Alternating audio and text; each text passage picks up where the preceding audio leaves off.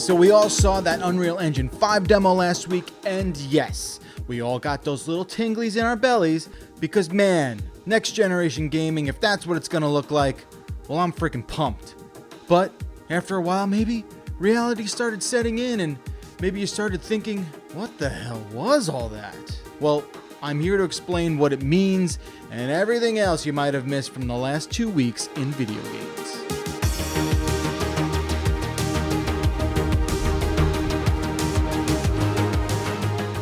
So yeah, maybe you saw that Unreal Engine 5 demo, maybe you didn't, that's okay.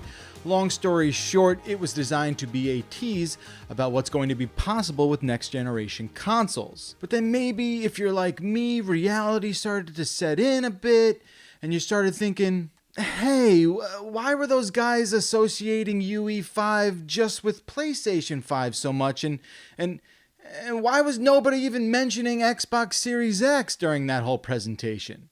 Well, it's a good question. Forbes' Paul Tassi pointed out that Epic's Tim Sweeney seemed to go out of his way praising the PS5 hardware, all without the slightest mention of the other next-generation console releasing in the very same window as the PS5, the Xbox Series X. You see, Unreal Engine 5 isn't something that's somehow exclusive to any platform. It's an environment for creating games. It's open. What we saw last week was a partnership between Sony and Epic. Call it a marketing deal if you want. It was designed to associate the engine with PS5. And for people that don't understand what Unreal Engine 5 is, like my idiot friend Zach, look what he texted me.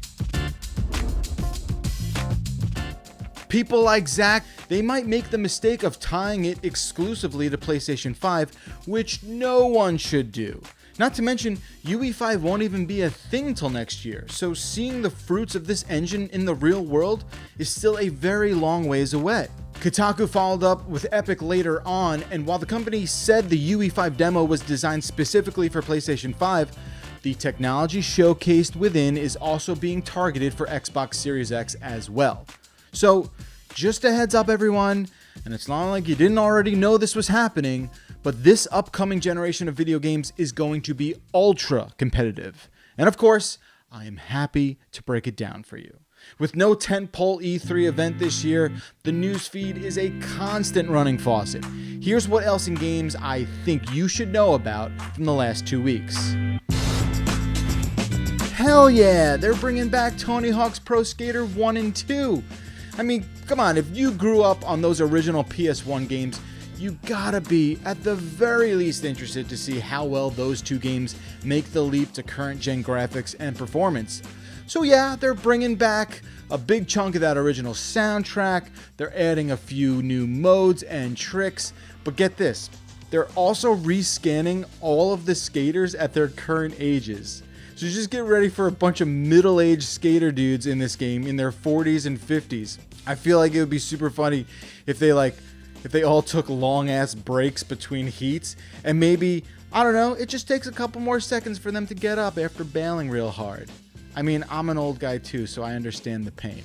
Of course, a Tony Hawk's Pro Skater double feature wouldn't be complete without a shout out to my favorite track from those games, and I know a lot of people go straight to Goldfinger's Superman. It's an iconic song, I get it, but for me, nothing beats New Girl by the Suicide Machines. So which is your favorite track? Let me know in the comment section below. There are no wrong answers.